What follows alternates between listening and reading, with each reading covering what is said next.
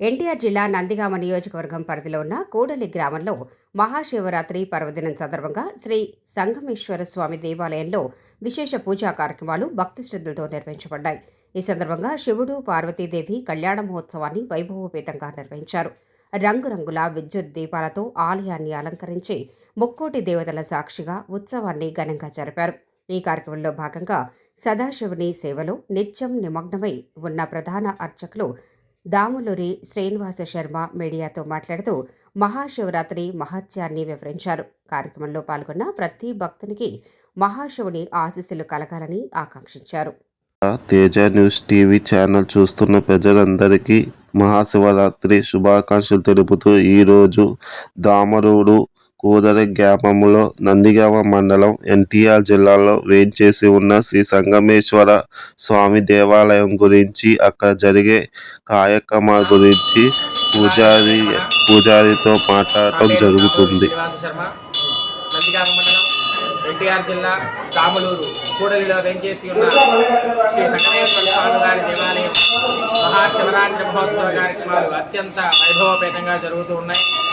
14వ తారీఖు శనివారం రోజు ఉత్సవ కార్యక్రమాలు ప్రారంభమై మహాశివరాత్రి ఉదయం తెల్లవారుజామున 2 గంటల దగ్గర నుంచి కూడా స్వామివారికి విశేషంగా రుద్రాభిషేకాలు, అలానే భక్తులకు విశేషంగా పూజా కార్యక్రమాలు జరుగుతూ ఉన్నాయి.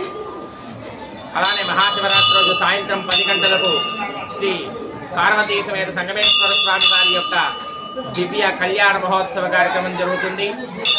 16వ తారీఖు సోమవారం స్వామివారికి రుద్రహోమము, మహాన్యాసపూర్వ రుద్రాభిషేకము, 17వ తారీఖు మహాపూర్ణాహుతి కార్యక్రమం జరుగుతుంది. అలానే అమ్మవారికి విశేష అలంకరణ, కుంకుమార్చన కార్యక్రమాలు అన్నీ కూడా జరుగుతాయి. ఈ సంగమేశ్వర స్వామి వారి యొక్క దేవాలయంలో అధిక సంఖ్యలో భక్తులందరూ కూడా ఈ మహాశివరాత్రి ఉత్సవాల్లో పాల్గొంటూ ఉన్నారు.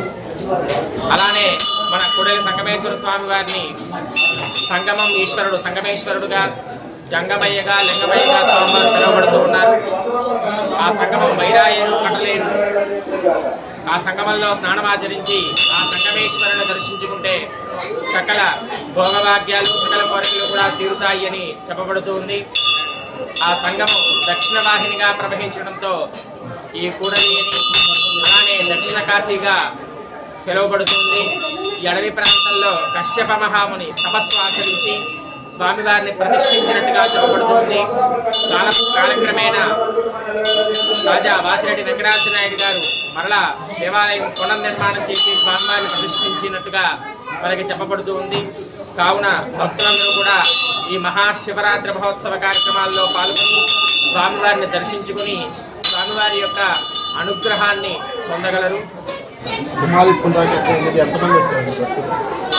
సుమారు ఇప్పటివరకు కూడా ఒక 20,000 నుంచి 25,000 వరకు మనకి సుమారు ఇప్పటి వరకు వచ్చి ఉన్నారు.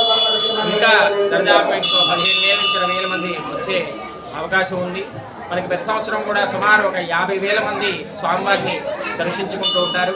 మనకి ఎన్టీఆర్ జిల్లా, అలానే ఖమ్మం జిల్లా, ఈ 7 మండలాలు కూడా స్వామివారిని విశేషంగా దర్శించుకుంటూ ఉంటారు. ఎందుకంటే ఈ మండలాల మధ్యలో, అలానే ఈ జిల్లాల మధ్యలో ఉంది కాబట్టి ఇది కూడలి అని కూడా మనకి చెప్పబడుతూ ఉంది.